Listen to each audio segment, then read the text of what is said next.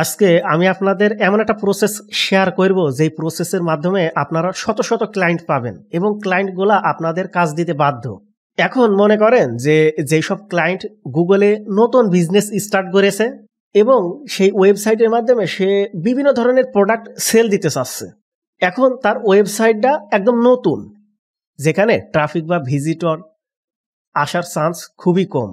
এখন সে তার নতুন ওয়েবসাইটে বিভিন্ন প্রোডাক্ট সেল দিতে চাচ্ছে। এখন তার অবশ্যই তার ওয়েবসাইটে এসইও করা লাগবে, কারণ এসইও না করলে তার ওয়েবসাইটে ট্রাফিক বা ভিজিটর বৃদ্ধি পাবে না।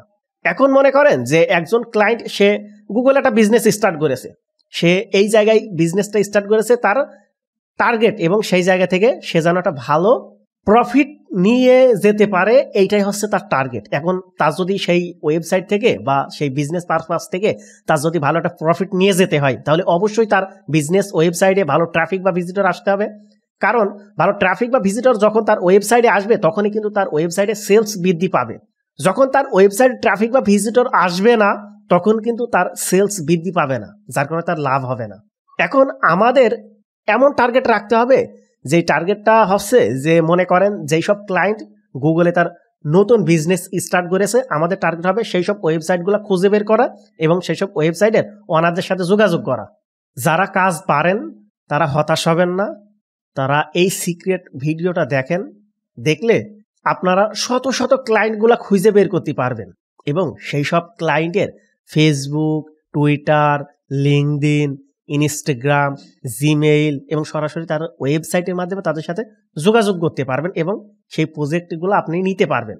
এখন মনে করেন যে সে তার ওয়েবসাইটে বিভিন্ন প্রোডাক্ট সেল করছে, বিভিন্ন ক্যাটাগরি প্রোডাক্ট হতে পারে।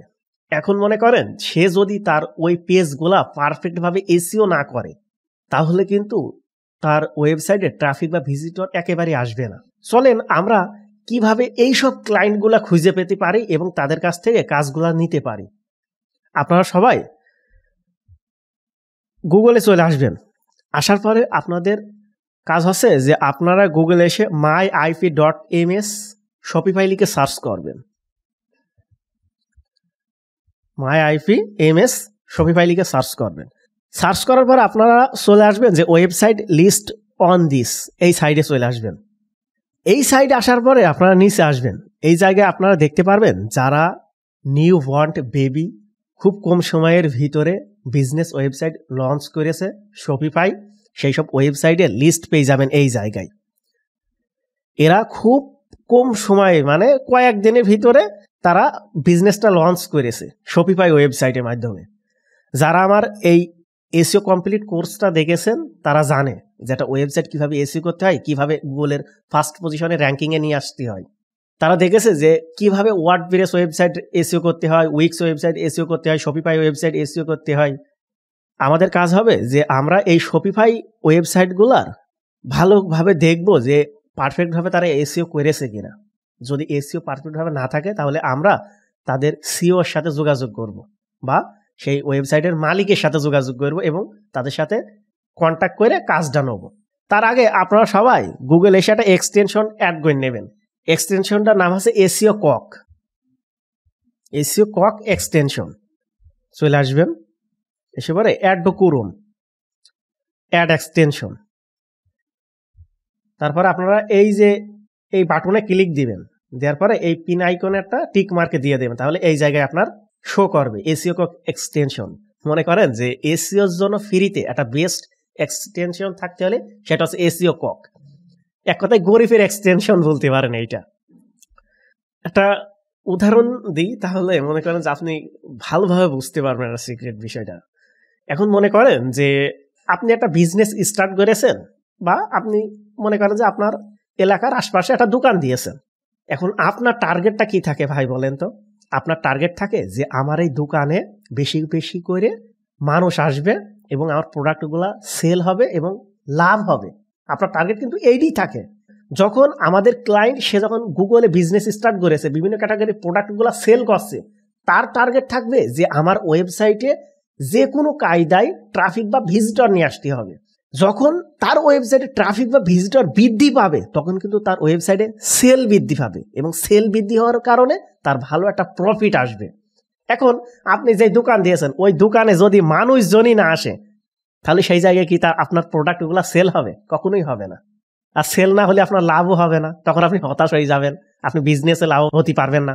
তেমনই মনে করেন যে ভাই এই যে ক্লায়েন্টরা যেই সব ওয়েবসাইট তৈরি করেছে এদেরও এই একই টার্গেট থাকে, তারা যে কোনো মাধ্যমের ব্যবহার করে তাদের এই ওয়েবসাইটগুলাই তারা ট্রাফিক বা ভিজিটর আনতে চায়। এবার আপনারা কি করবেন, আপনারা এইরকম এই যে আইকন আছে না, এই আইকনে ক্লিক দিবেন, দেওয়ার পরে তার সাইডে চলে আসতে পারবেন।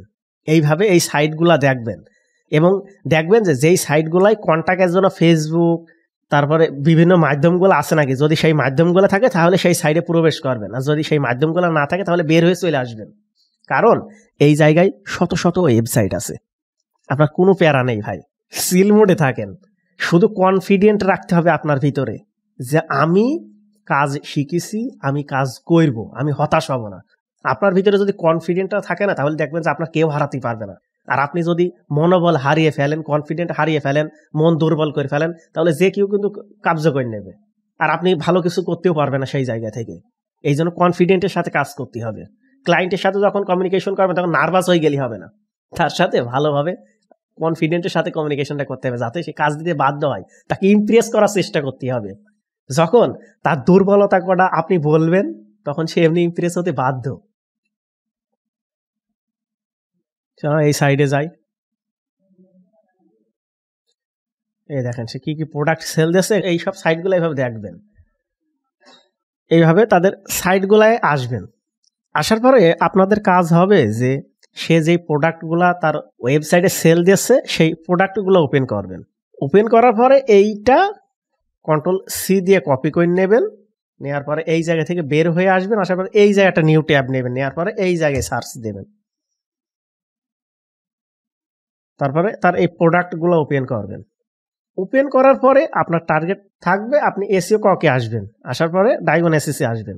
এই দেখেন একটা জিনিস দেখেন, এই এসইও ককের মাধ্যমে আমরা একটা ওয়েবসাইটের ওয়েব পেজ বা পোস্টগুলার on page SEO, off page SEO, technical SEO পুরো ডিটেলস আমরা জানতে পারবো। এই জায়গায় আপনাদের সর্বপ্রথম ফোকাস রাখতে হবে অন পেজ এসইও, যে তার এই যে এই প্রোডাক্টটা সেল দিচ্ছে তার প্রোডাক্টটা পারফেক্টভাবে এসইও করা আছে নাকি, এটা আমরা কিভাবে বুঝবো? আমরা সর্বপ্রথম দেখবো অন পেজ এসইও আমরা কি দেখেছি, ইউআরএল এর ভিতরে তার টার্গেট কিওয়ার্ড আছে কিনা। এই জায়গায় তার ইউআরএল এর ভিতরে টার্গেট কিওয়ার্ড আছে, এই জন্য সে টিক মার্ক দেখাচ্ছে।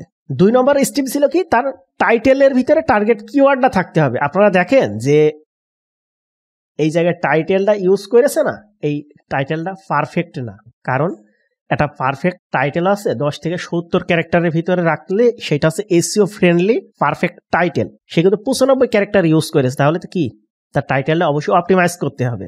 তারপরে আমাদের 3 নম্বর স্টেপে ছিল মেটা ডেসক্রিপশন। আপনারা সবসময় যে কোনো সময় ক্লায়েন্টের যখন কাজ করবেন তখন তার মেটা ডেসক্রিপশনটা 300 ক্যারেক্টারের ভিতরে রাখার চেষ্টা করবেন। এই যাই দেখেন সে কিন্তু 320 ক্যারেক্টার ইউজ করেছে, তাহলে সে যে ডেসক্রিপশনটা ইউজ করেছে এটা কিন্তু পারফেক্ট ডেসক্রিপশন না, এসইও ফ্রেন্ডলি না। তারপরে দেখতে হবে যে হেডিং ট্যাগস, তার হেডিং ট্যাগসগুলো সেট আপ দেওয়া আছে। তারপরে বেস্ট ইম্পর্টেন্ট হচ্ছে image and image alter tags. তার 134টা ইমেজ আছে এবং তার ইমেজের ভিতরে তার আল্টার ট্যাগস মানে তার টার্গেট কিওয়ার্ডটা ইউজ করিনি। এই দেখেন সে এই জায়গায় অনেক ইমেজ ইউজ করেছে, একটা এই দেখেন অনেক ইমেজ রয়েছে, এই যে রিভিউ রয়েছে, সে কিন্তু তার ইমেজের ভিতরে তার টার্গেট কিওয়ার্ডটা ইউজ করিনি। তারপরে আপনারা দেখবেন যে তার schema.org ঠিক আছে। এখন আপনি যদি ক্লায়েন্টরে বলেন যে আপনার এই পেজটা পারফেক্টভাবে ইউআরএলটা সেট আপ দেওয়া নেই, আপনি যে টাইটেলটা ইউজ করেছেন সেটা এসইও ফ্রেন্ডলি টাইটেল না। এসইও ফ্রেন্ডলি টাইটেল হচ্ছে 10 থেকে 70 ক্যারেক্টারের ভিতরে রাখতে হবে এবং টাইটেলের ভিতরে টার্গেট কিওয়ার্ডটা থাকতে হবে। আপনি যেই ডেসক্রিপশনটা ইউজ করেছেন সেইটা আপনার বিজনেসের জন্য এসইও ফ্রেন্ডলি পারফেক্ট ডেসক্রিপশন না, কারণ এটা পারফেক্ট ডেসক্রিপশন আছে 300 ক্যারেক্টারের। এবার তার বোঝাতে হবে যে আপনি যে ইমেজ ইউজ করেছেন ওই ইমেজের ভিতরে ইমেজ আল্টা ট্যাক্স মানে আপনার ইমেজের ভিতরে টার্গেট কিওয়ার্ডটা ব্যবহার করা নেই, এইভাবে তার বোঝাতে হবে এবং বলতে হবে যে আপনি এইগুলা যদি পারফেক্টভাবে সেট আপ দেন তাহলে গুগলে যখন কোনো ট্রাফিক বা ভিজিটর আপনার এই প্রোডাক্টের কিওয়ার্ডটা লিখে সার্চ করবে তখন আপনার সাইটটা ফার্স্ট পজিশনে যাবে এবং ট্রাফিক বা ভিজিটর বৃদ্ধি হবে, যার কারণে আপনার ওয়েবসাইটে সেল আসবে। আপনি যদি এইভাবে তাকে ইমপ্রেস করেন এবং বোঝানোর চেষ্টা করেন ভাই, সে 100% আপনার কাজ দিতে বাধ্য। যখন তাকে বোঝাবেন, সে যখন বুঝতে পারবে, সে অবশ্যই আপনাকে কাজ দিতে বাধ্য। আপনি দেখতে পাচ্ছেন যে তার টাইটেলটার ভিতরে টার্গেট কিওয়ার্ড নেই, ইউআরএল এর ভিতরে টার্গেট কিওয়ার্ড নেই, ইমেজ আল্টার টেক্সটের ভিতরে টার্গেট কিওয়ার্ড নেই, ডেসক্রিপশনটা পারফেক্টভাবে সেট আপ না। এবার নিচে চলে আসবেন। নিচে আসার পরে এই জায়গায় আপনারা দেখতে পারবেন যে ইনস্টাগ্রাম, পিন্টারেস্ট, তারপরে এটা হচ্ছে টুইটার, ফেসবুক। আপনি যখন তাকে টুইটার, পিন্টারেস্ট, ফেসবুক এইসব সাইটগুলা ইউজ করে আপনি যখন তার সাথে কন্ট্যাক্ট করবেন এবং এই জিনিসটা তাকে পারফেক্টভাবে বোঝাবেন, তখন সে আপনাকে 100% কাজ দেবে। আপনি এইভাবে এসইও ককের মাধ্যমে এসইওটা পারফেক্ট আছে কিনা সেটা দেখেন, এবং আপনি চাইলে এইভাবে তার স্ক্রিনশট নেন। এই যে মেটা ডেসক্রিপশনে স্ক্রিনশট নেবেন, তারপরে তার টাইটেলে স্ক্রিনশট নেবেন, ইমেজ আল্টার টেক্সট পারফেক্ট না এটা স্ক্রিনশট নেবেন, নিয়ে ইনস্টাগ্রামে, পিন্টারেস্ট, ফেসবুক এইসবের মাধ্যমে তার সাথে সরাসরি কন্ট্যাক্ট করেন। সে 100% আপনাকে কাজ দেবে। কারণ সে যখন দেখবে যে আমি এই প্রোডাক্টটা সেল দিচ্ছি, আমার এই প্রোডাক্টের জন্য যখন কোনো ট্রাফিক বা ভিজিটর আমার ওয়েবসাইটে আসছে না, আমার সেল হচ্ছে না, তখন সে আপনাকে 100% কাজ দেবে। যখন আপনি এইভাবে তার বোঝাতে পারবেন যে এইভাবে যদি আপনি ভালোভাবে এসইওটা অপটিমাইজ করেন, তাহলে আপনার ট্রাফিক বা ভিজিটর আসবে এবং সেই জায়গায় সেলসটা বৃদ্ধি হবে। এইভাবে তাকে বোঝাতে হবে। আশা করি আমি আপনাদের বোঝাতে পারছি যে কিভাবে এই সাইটগুলা বের করবেন এবং এই সাইডের কিভাবে এসইওর ত্রুটিগুলা বের করবেন এবং কিভাবে এইসব ওয়েবসাইটের সিও সাথে যোগাযোগ করবেন। সেইটা টুইটার হোক, পিন্টারেস্ট হোক, ফেসবুক হোক,